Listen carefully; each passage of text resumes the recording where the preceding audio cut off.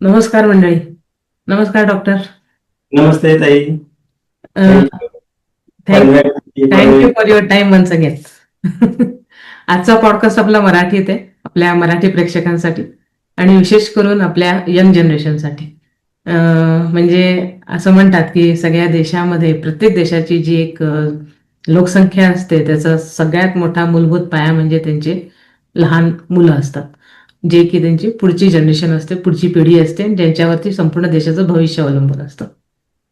तर हे आपलं भविष्य सुदृढ असावं आणि सक्षम असावं, यासाठी बरेच प्रयत्न करण्याची गरज असते. जसे प्रत्येक आईवडील आपल्या मुलांकडे लक्ष देतात, तसं समाज म्हणून पण आपलं काही कर्तव्य आहे. तर आपण त्याविषयी आज चर्चा करू. आणि तुम्ही जे प्रमोट करताय की डाएटमुळे बऱ्याचशा गोष्टी कशा कंट्रोलमध्ये राहू शकतात आणि एकंदरीत तब्येत कशी ठणठणीत राहू शकते, तर तोच विषय आपण आज पुढे घेऊया.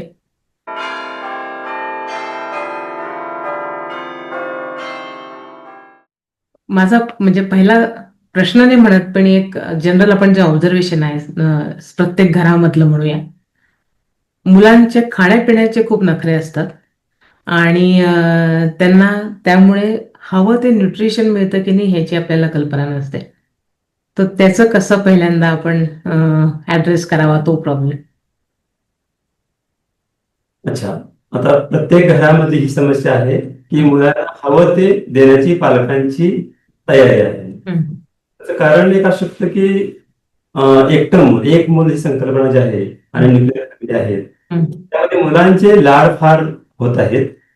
दुसरी गोष्ट, पालकांच्याकडे पण वेळ कमी आहे. त्या मुलाबरोबर बोलायला पालकांना पण वेळ नाहीये. आणि न्यूट्रिशनचं ज्ञान म्हणाल तर प्रत्येक घरामध्ये असण्याची आवश्यकता आहे, परंतु ते नाही. त्याला जबाबदार आहेत की आपली ज्ञान तपासून पाहण्याची पद्धत पण नाहीये. आपल्याला जे टीव्ही किंवा माध्यम जे आहेत, प्रसार माध्यम आहेत किंवा ऍडव्हर्टाईज जे आहेत, त्या बघून लोक भुलून जातात आणि लोक खरेदी गोष्टी करतात. त्यामध्ये फूड कॉर्पोरेशन जे आहेत, त्याचा मोठा रोल आहे. ते लोकांना फसवत आहेत. न्यूट्रिशन इन्फॉर्मेशन जे द्यायला पाहिजे ते पण चुकत आहेत. आणि जे ट्रेडिंग खपलं जात आहे ती म्हणून हेल्दीच्या नावाखाली बऱ्याच गोष्टी ही लोक विकत आहेत. हे मुख्य कारण आहे ऍक्च्युअली. प्लस लहान मुलांना काही खेळण्याचं आमिष दाखवून, काही आयडियल पर्सनॅलिटी समोर आणून त्यांना त्यामध्ये भुलवलं जाते. तर ह्या प्रत्येक घरामध्ये जर आपण एक पुस्तक, आपल्या भारतीय NIN नावाची संस्था जी आहे, nutrition board of India, NIN institute of nutrition, प्रसिद्ध केलेलं ते पुस्तक आहे. त्या पुस्तकामध्ये सर्व भारतीय अन्न पदार्थामध्ये किती प्रमाणामध्ये प्रोटीन, फॅट, व्हिटॅमिन, मिनरल्स आणि ट्रेस एलिमेंट आणि कार्बोहायड्रेट त्याचे किती प्रमाण आहे हे त्या पुस्तकामध्ये नमूद केले आणि ते सर्व भाषांमध्ये उपलब्ध आहे. ओके. तर प्रत्येक घरामध्ये हे पुस्तक असावं, प्रत्येक पालकानं हे पुस्तक वाचावं, आपल्या डायनिंग टेबलवरती ते पुस्तक सतत असावं. मग तुमच्या सल्ल्याप्रमाणे घरामध्ये कुठल्या प्रकारच्या फूड हॅबिट असल्या पाहिजे? घरामध्ये शक्यतो प्रोसेस्ड फूड जे आहे ते आलं नाही पाहिजे. म्हणजे कसं की पॅक बंद जे पुस्तक, जे अन्न पदार्थ आहेत, त्यामध्ये जास्त प्रमाणामध्ये मैदा, साखर, फॅट्स आणि प्रिझर्वेटिव्ह वापरलेले असतात. तर ते अन्न पदार्थ वापरण्याच्या ऐवजी आपण म्हणजे डाळी, धान्य, भरड धान्य, फळं आणि प्रोटीनयुक्त पदार्थ जसं की अंडी, पनीर, दूध, दही याचा वापर केला तर बऱ्यापैकी पोषण होऊ शकतं मुलांचं. अच्छा, मी एका कोणाशी तरी बोलत होते, म्हणजे जे लहान मुलांविषयी एक कोचिंग क्लासेस घेतात अशा एका व्यक्तीशी, तेव्हा त्यांनी खूप छान आयडिया दिली. ते झालं की घरामध्ये खाऊची पिशवी म्हणून असं ठेवायचं कोपऱ्यामध्ये, आणि त्या खाऊच्या पिशवीमध्ये शेंगदाणे, गूळ, खोबरं, बदाम किंवा चणे अशा गोष्टी भरून ठेवायच्या. बिस्किट चॉकलेट नाही ठेवायची. ह्या असे पदार्थ ठेवायचे म्हणजे खेळता खेळता मुलांना भूक लागली तर ते 2 दाणे खाणार, 2 फुटाणे खाणार, गूळ खाणार, खोबरं खाणार. अशा गोष्टी जर का ते सतत एक अर्धा तासाने 1 तासाने जर का कन्झ्युम करत राहिले तर त्याच्यामुळे त्यांची जे डिफिशियन्सीज आहे त्याचं पण काळजी घेतली जाईल आणि बसून खारे खारे म्हणण्यापेक्षा असं जर का त्यांनी खाल्लं तर आईचा पण डोक्याचा ताप जरा कमी होईल. अगदी छान. आमच्याकडे अशी एक पद्धत आहे, आपण डायनिंग टेबलवरती काचेच्या भरून जर नट्स ठेवले डिशमध्ये आणि ते समोर दिसण्याच्या ठिकाणी ठेवलं तर ते पण मुलं जास्त खातील. नको त्या गोष्टी लपवून ठेवणं किंवा त्यामध्ये न आणणं हे इम्पॉर्टंट आहे. कारण पालकांनी जर ह्या गोष्टीवरती जर प्रतिबंध घातला, घरामध्ये फारसं आणायचं नाही, आणायचं नाही, बिस्किटचे डबे भरून ठेवायचे नाही, तर हे शक्य आहे की चांगल्या गोष्टी आपण समोर आणू शकतो मुलांच्या मध्ये. खरंय. डॉक्टर, एक दुसरी फार गंभीर समस्या सध्या समाजात बघायला मिळते, जी तुम्ही पहिली गोष्ट सांगितली की आता सगळ्यांची आर्थिक परिस्थिती बऱ्यापैकी चांगली असल्यामुळे मुलांचे खाण्यापिण्याचे जे हाल पूर्वी होत होते तसली परिस्थिती आता राहिलेली नाही. आता उलट जास्त खाण्याची एक सोय सुरू मिळालेली आहे. पण त्यामुळे मुलांमध्ये ओबिसिटी खूप वाढलेली आहे आणि ती एक फार मोठी गंभीर समस्या म्हणून आता पुढे येते आहे. तर याच्यासाठी काय प्रिव्हेंटिव्ह मेजर्स हवे? डाएट एक झाला, अजून काय सांगताय? अर्थात अबंडन्स म्हणतो आपण त्याला, की आपली परिस्थिती सुधारली आणि आपल्याकडे अबंडन्स आला आणि त्या अबंडन्स मुळे आपण घरामध्ये किती गोष्टी, कोणत्या गोष्टी आणायच्या याचं ज्ञान नसल्यामुळं जास्ती करून आपण अशा गोष्टी आणतोय की ज्याला जास्त कॅलरी व्हॅल्यू आहे, न्यूट्रिटिव्ह व्हॅल्यू कमी आहे, न्यूट्रिशन व्हॅल्यू कमी आहे. बरोबर. तर हे प्रक्रियायुक्त अन्न जे आपण आणतोय, जंक फूड आणतोय, फास्ट फूड घरामध्ये आपण मागवून घेतोय, फास्ट फूड ऍप वरून, हे थोडंसं टाळलं पाहिजे.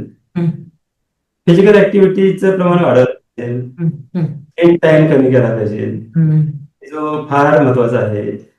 आणि सर्वात महत्वाचं म्हणजे आई वडिलांच्याच चुकीच्या सवयी ज्या आहेत त्या पण बदलायला पाहिजे ऍक्च्युली. पण फिजिकल ऍक्टिव्हिटी घरामध्ये व्यायामाचं महत्व जर मोठ्या माणसांना असेल, साहजिकच ती सवय मुलांना पण लागू शकते, जसं की सायकलिंग, स्पोर्ट्स. राईट.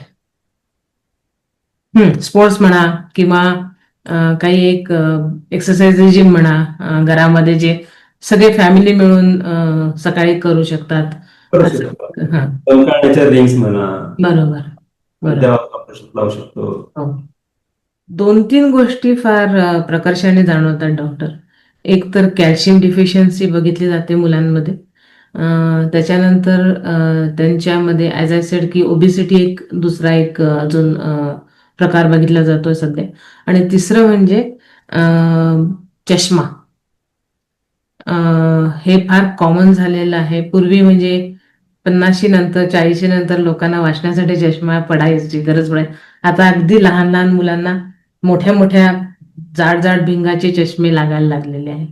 तर ह्या सगळ्यावरती जर का मी तुम्हाला असं म्हटलं की तुम्ही एक टिप द्या की कुठल्या प्रकारचं खाणं मुलांना दिलं पाहिजे आणि कुठल्या फॉर्ममध्ये दिलं पाहिजे, आणि कॅल्शियम एक, दुसरं लठ्ठपणा आणि तिसरं चष्मा, काय याच्यावरती तुम्ही सांगा? मला विचाराल चष्म्याबद्दल बोलाल तर आई वडील बाळ पाळण्यात असताना त्याच्या समोर फोन देते. बाळ अडते म्हणून त्याला काहीतरी गेम लावून द्यायची. 2, 3, 4, 5 महिन्याच्या बाळाच्या समोर पण चष्मा स्क्रीन आहे मोबाईल. ते बाळ सतत स्क्रीन समोर, मूल स्क्रीन समोर आहे, विद्यार्थी स्क्रीन समोर आहे. स्क्रीन टाइम कमी केला पाहिजे. दुसरी गोष्ट तुमची कॅल्शियम साठीची. तर कॅल्शियम हे दूध, अंडी, पनीर, कडधान्य त्या वापर जेवणामध्ये जास्त केला तर कॅल्शियमची कमतरता भरून निघेल. सर्वात महत्वाचं म्हणजे कॅल्शियमची कमतरतेपेक्षा आपल्या समाजामध्ये, आपल्या मुलांच्या मध्ये प्रमाण जे हवं प्रोटीनचं, प्रथिनांचं आहारामध्ये अतिशय कमी आहे. काय खाऊ घालायचं त्यांना? आता सध्याचा जो आपला आहार जो आहे हं, तो गहू, हं, मिलेट्स, हं, तांदूळ हं, याच प्रकारचा वेगवेगळे त्याचे पदार्थ आपण करतोय हं, हं, आणि ते लोकांना खायला घालतो, मुलांना खायला घालतोय. हं, तर ते प्रमाण थोडं कमी करून हं, धान्य, फळं, हं, पालेभाज्या, हं, अंडी, पनीर हं, ज्यामध्ये जास्त प्रोटीन आहे तो हं, आहार करतो. तर ह्या प्रोटीनच्या आणि कॅल्शियमच्या कमतरता भरून निघते. हं. होलिस्टिक अप्रोच ठेवायची जास्त गरज आहे.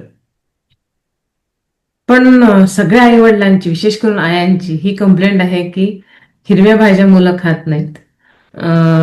गोडाशिवाय पान पुढे हालत नाही आणि चॉकलेट म्हणजे नंबर वन प्रायोरिटी. तर कसं काय या गोष्टीला आपण कंट्रोल करू शकतो? खूप छान प्रश्न आहे. प्रत्येक घरामध्ये ही समस्या आहे की आईला वाटतं की माझ्या बाळानं भाजी खायला पाहिजे, पण माझं बाळ भाजी खात नाहीये. तर त्याला आपण एक वेगळ्या मार्गाने त्याला खायला घालू शकतो. तुम्ही चपाती करू शकता. चपातीच्या वरती तुम्ही पालेभाज्या चिरू शकता किंवा तुमच्या ज्या भाज्या आहेत त्या लहान याच्यामध्ये ग्रेट करू शकता, खिसू शकता. त्यावर पनीर खिसू शकता खिसायचं. त्यावर चीज खिसायचं आणि तो पनीर रोल, तो भाज्याचा रोल जर तुम्ही त्याला भाजून जर व्यवस्थित दिला तर मुलं खूप आवडीनं तो खातात. आणि घरीच जर तुम्ही सॉस तयार केला, टोमॅटो सॉस, हा, आणि तो चिंचेचा कोळ किंवा तो tomato sauce right right right. Paneer आणि चीजचा जर तुम्ही रोल केला तर मुलं जंक फूड विसरून जातील. आई वडिलांची इमॅजिनेशन पॉवर थोडी वाढली पाहिजे. त्याचा वापर वाढवला तर आपण बरेच पदार्थ घरामध्ये आपण तयार करू शकतो. चॉकलेट एक अजून एक फार विचित्र समस्या आहे. पण असंही म्हटलं जातं की dark chocolate is good for emotions. तर मग किती खरं आहे? डार्क चॉकलेट खायचं प्रमाण कमी आहे, एखादं खायला हरकत नाही, परंतु लहान बाळाला सर्व लोक गोड चॉकलेटच खायला देतात आणि ते बाळाला ते ऍडिक्ट झालेले आहे. हे फूड साखळी अशी भयानक आहे की जे वाईट आहे ते समोर येते आणि ते जास्त प्रमाणात जाते. Correct correct. त्याची ऍडव्हर्टाईज खूप होते. येस. आणि वेगळ्या वेगळ्या मार्गाने खूप गोड मुलांना खाऊ घातलं जातं प्रत्येक गोष्टीमध्ये आणि सर्रास त्याचं प्रमोशन तुम्ही म्हणता तसं होतं आहे. आणि क्विक फूड म्हणून लोक पटकन त्याला विकत घेतात आणि सकाळच्या शाळेत जाण्याच्या गडबडीत म्हणा किंवा आई वडिलांना ऑफिसला जाण्याच्या गडबडीत म्हणा ते फार सोपं जातं खाऊ घालणं. त्यामुळे त्याच्याकडे कल जास्त आहे. तर तुम्ही म्हणाले तसं की क्रिएटिव्हिटी वाढवून न्यूट्रिशियस फूड मुलांना खाऊ घालण्याची तयारी झाली पाहिजे. चीज, बटर आणि मेयोनीज हे पिझ्झा बर्गरच्याच फॉर्मॅटमध्ये खाण्याची सवय लागली आहे. तसं बघायला गेलं तर हे तिन्ही दुग्धजन्य पदार्थ आहेत आणि शरीरासाठी मला असं वाटतं की चांगले आहेत. तर काय करायचं? म्हणजे आवडतं तर खरं, पण मग खावं कसं? आता चीज, बटर आणि मेयोनीज मधलं मेयोनीज जे आहे सुद्धा आहे ते अनहेल्दी आहे. बटर आणि चीज हे अतिशय छान आहे. न्यूट्रिशन व्हॅल्यू खूप चांगली आहे आणि ते पॅलेटेबल आहे, जिभेला चांगलं लागतंय. तुम्ही जर चांगले पदार्थ घरामध्ये ज्यामध्ये प्रोटीन, फॅट, विटॅमिन जास्त आहेत ते पदार्थ तुम्ही चीज आणि बटर लावलं तर तो पदार्थ आणखी खाऊ वाटतोय. तर हे माझी मुलं बाहेरचं खायला मागते, जंक फूड खायला मागते, समोर ते निघून जाऊ शकते. तरी खायला पाहिजे, चीज खायला पाहिजे आणि बटरही खायला पाहिजे. शहरांमध्ये डॉक्टर सगळं प्रोसेस मिळतं. कारण किती मला आवडतं घरचं पांढरं लोणी तरी ते मला शहरात मिळत नाही. मला माहिती की ते खूप चांगलं आहे पण ते मला अवेलेबल नाही. त्याच्यानंतर फळं पण खूप पेस्टिसाइड्स वाले आणि खूप केमिकल टाकून पिकवलेले फळं आकाराने मोठे, रंगाने सुंदर असे आमच्या वाट्याला येतात. त्याच्यात आमची काय चुकी आहे? येस, ऍक्च्युली शहरी लोकांचा हा मोठा प्रॉब्लेम आहे. तर आपण मधला मार्ग स्वीकारायचा. ज्या ब्रँडेड चांगल्या मोठ्या कंपन्या आहेत त्यांचा चीज आणि बटर त्यात चांगला आहे, तर आपण ते वापरायचं. आपण कमी वाईट वापरायचं. हो. बरोबर आहे. तर हा मधला मार्ग असू शकतो. शोधून काढायचा. तर सगळ्यांना चांगली फळ मिळणं शक्य नाही. शक्य नाही. सीजनल फळ सगळ्यांना पूर्ण भारताला मिळणं शक्य नाही. पण आपण प्रयत्न केले, प्रोत्साहन दिलं शेतकऱ्यांना किंवा जे आपल्यापर्यंत पोहोचतात, ती गोष्ट पण शक्य आहे. हे मुवमेंट कोणीतरी सुरू केली पाहिजे.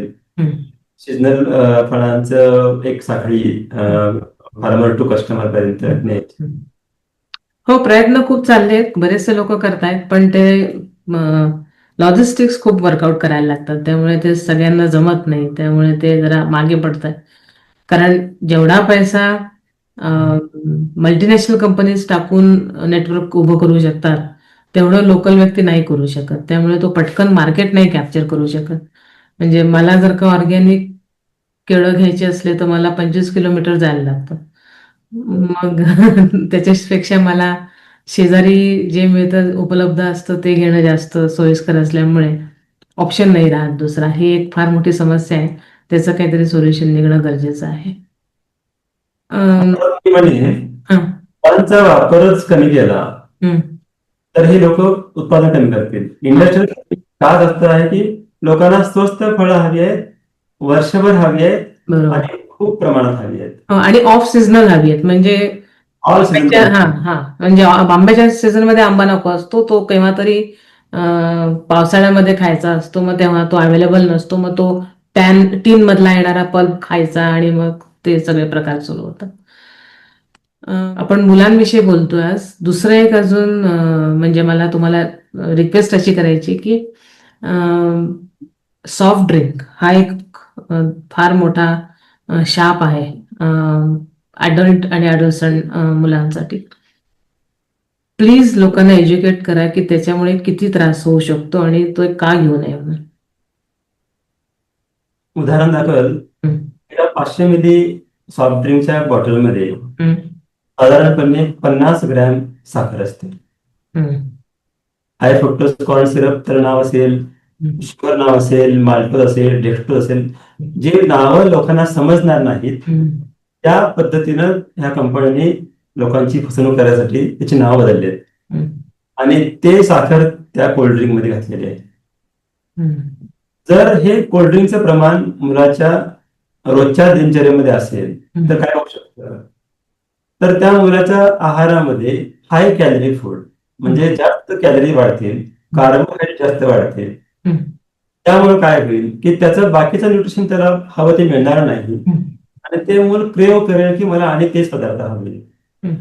तर त्यामुळं आज शरीरामध्ये काय घडतं, तर ते जे ग्लुकोज शरीरामध्ये पसरतं आणि ते ग्लुकोज आपल्या शरीरामधल्या पेशींना जे आत जायला हवंय, पेशीमध्ये ग्लुकोज जायला हवंय, त्यासाठी आपली पॅनक्रियास स्वादुपिंड इन्सुलिन तयार करतं.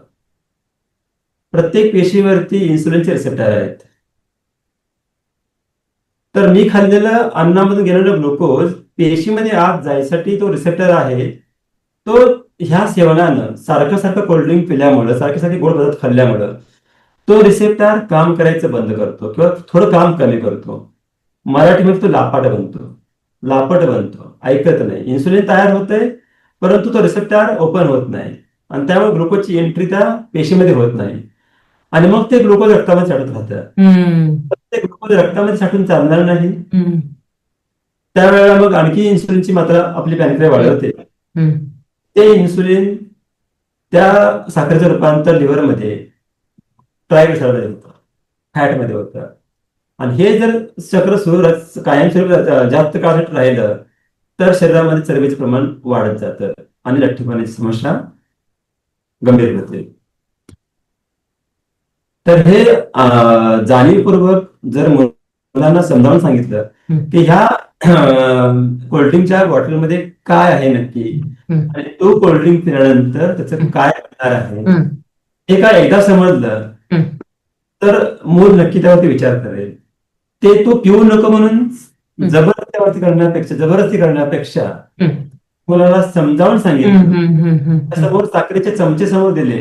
हम्म, मला तर असं सुचतो असं वाटतं की त्या प्रत्येक कोल्ड्रिंकच्या बॉटलवरती कंपन्यांना कंपल्सरी करायला हवं की याच्यामध्ये एवढी साखर आहे. हा, साखरेचं चमच्याचं चित्र, हम्म, नंबर ऑफ चमचे.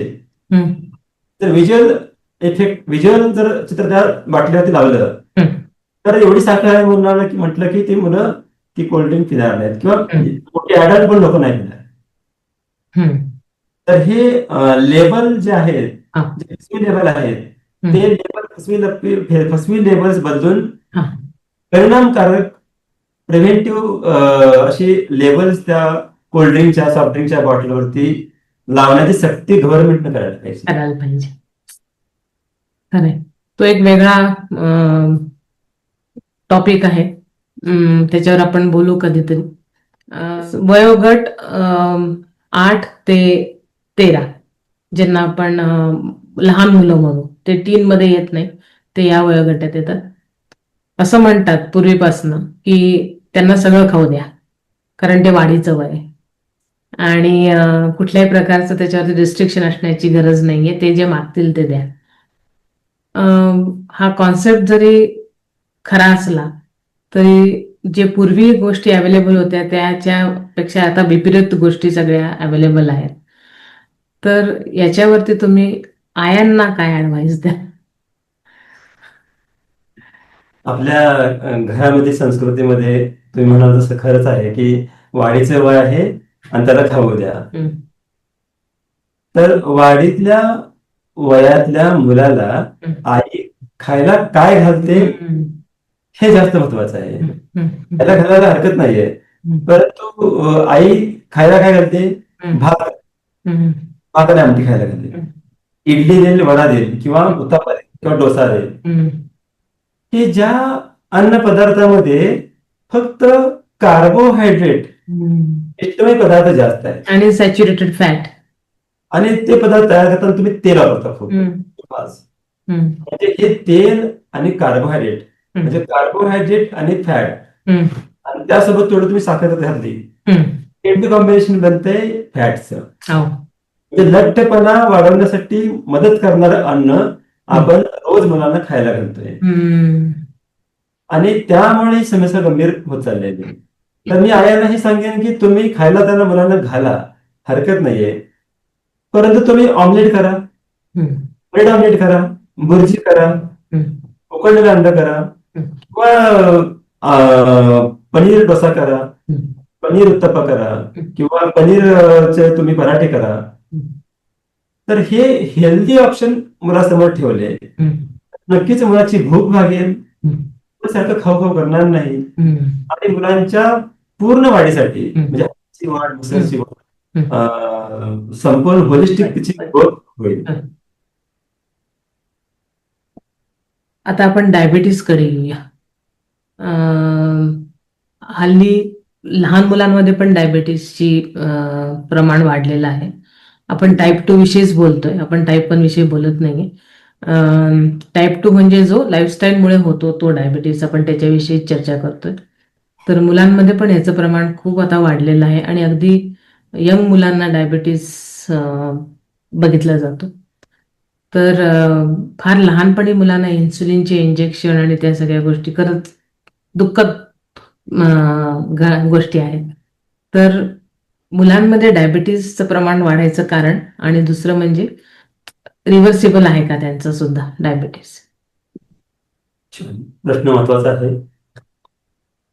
मी म्हणेन की diabetes, obesity, heart disease, arthritis, cancers हे जे मेटाबॉलिक डिसीज आहेत हे जास्त प्रमाणामध्ये जेनेटिक असण्यापेक्षा चुकीच्या सवयी फॅमिलीमध्ये चालत येत आहेत आणि त्यामुळे त्या मुलांच्या मध्ये संक्रमित होत आहेत थ्रू डाएट.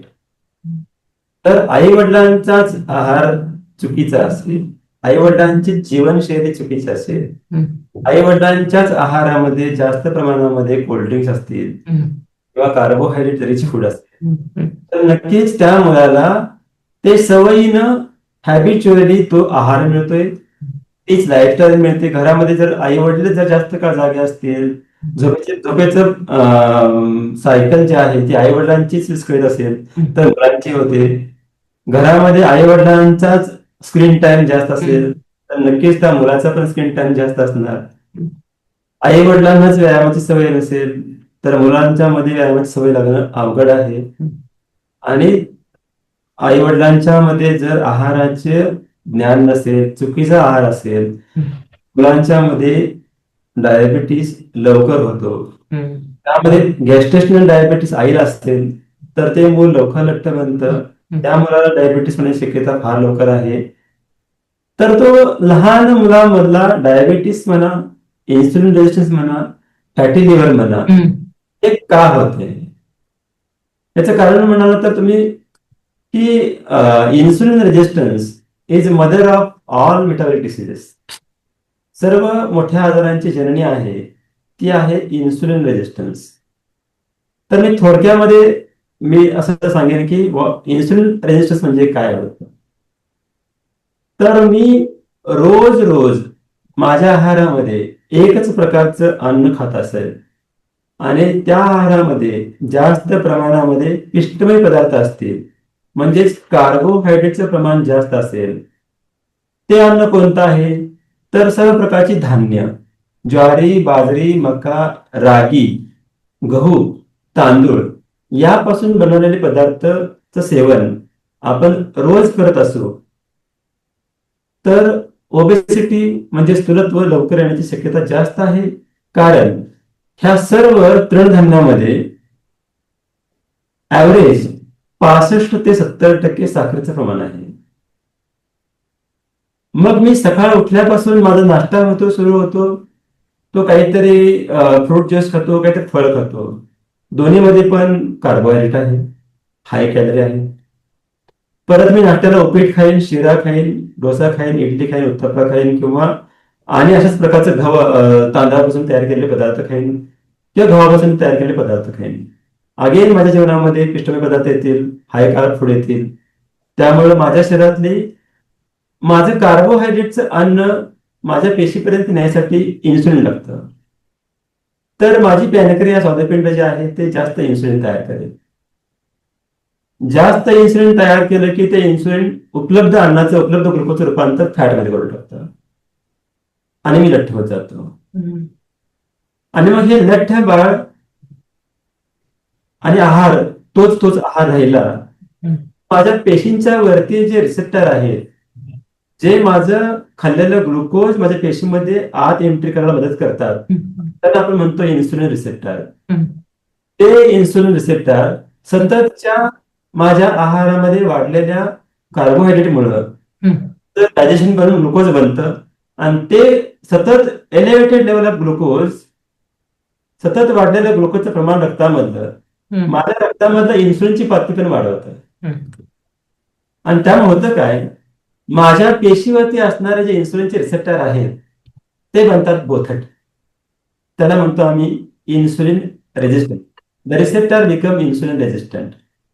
आणि त्यामुळे काय होतं, पेशीमध्ये अन्न जायचं ग्लुकोजचं प्रमाण कमी होतं आणि रक्तामध्ये ती साखर वाढत जाते. आणि मग तुम्ही जर टेस्ट केली तर तुमची ब्लड शुगर ऍबनॉर्मल होऊ शकते, डायबिटीस तुम्हाला दिसू शकतो. आणि मग ते साखर वाढलेली रक्तामधून काढून टाकण्यासाठी आणि परत एकदा तुमची पॅनक्रिया आणखी इन्सुलिन जास्त तयार करते आणि त्याचं रूपांतर फॅटमध्ये करून टाकते आणि अशी ओबेसिटी वाढत जाते. आणि मग हे सायकल सतत चालू काय राहते, तर हे वाढलेलं इन्सुलिन मी खाल्लेलं ग्लुकोजचं रूपांतर फॅटमध्ये करून टाकतं आणि माझ्या पेशीला अन्न मिळत नाही.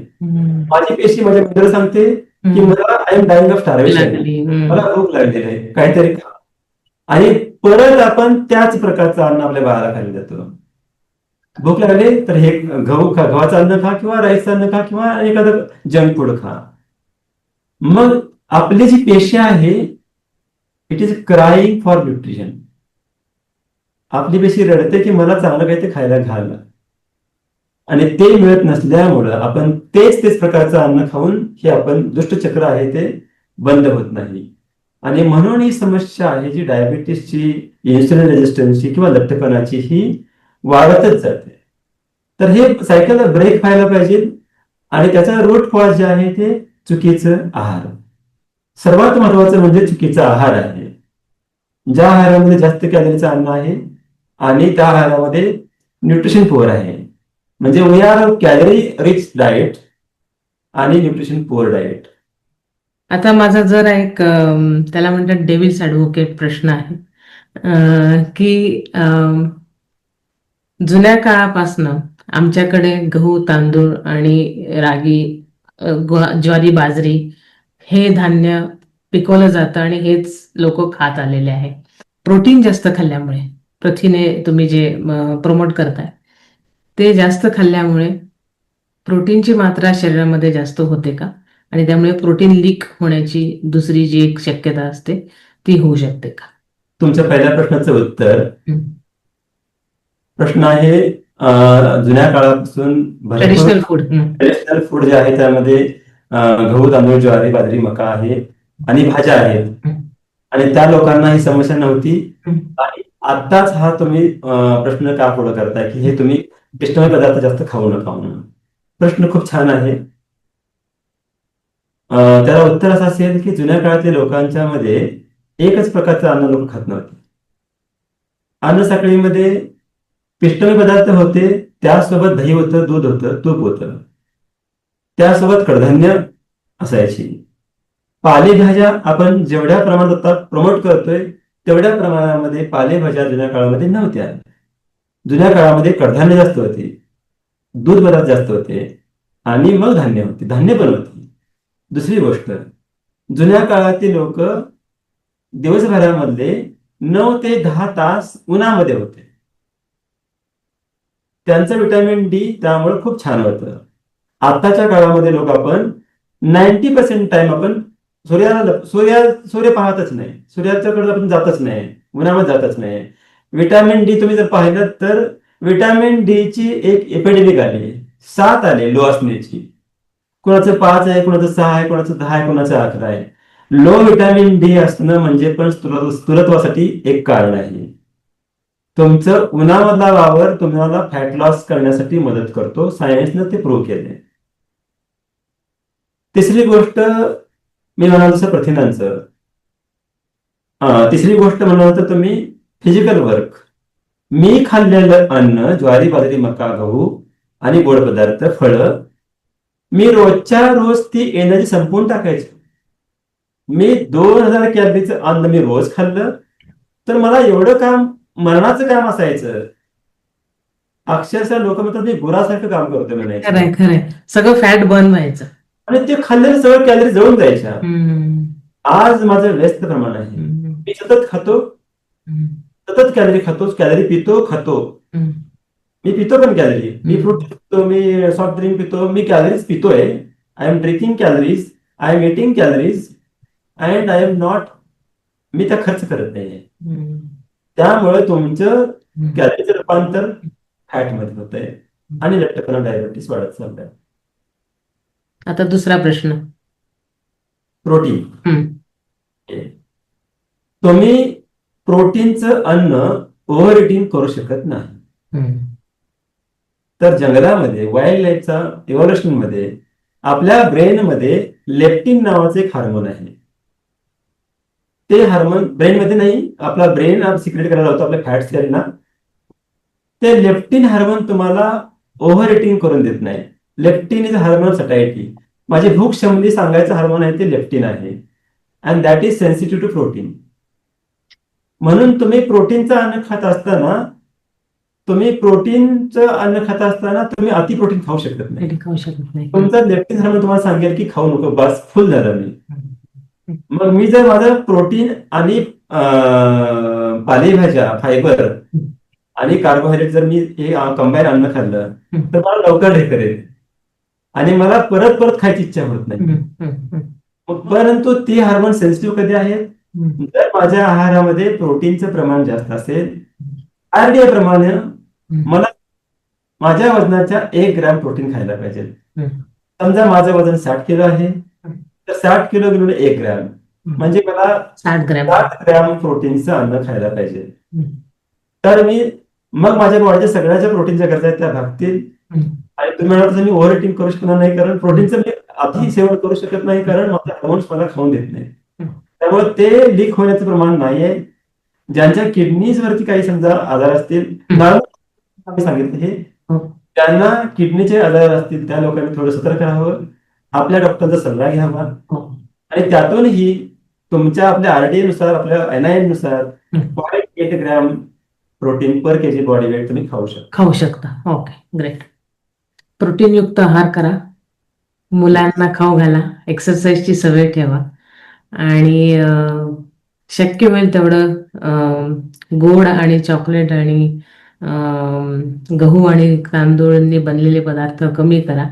म्हणजे मुलांच्या चपळाई वाढेल, बुद्धिमत्ता वाढेल, आणि बाकीच्या ज्या समस्या येतात, चष्मा लागणे, लठ्ठ होणे, आणि एक्स्ट्रीम म्हणजे डायबिटीस होणे, या सगळ्यांपासून सुटकारा मिळेल.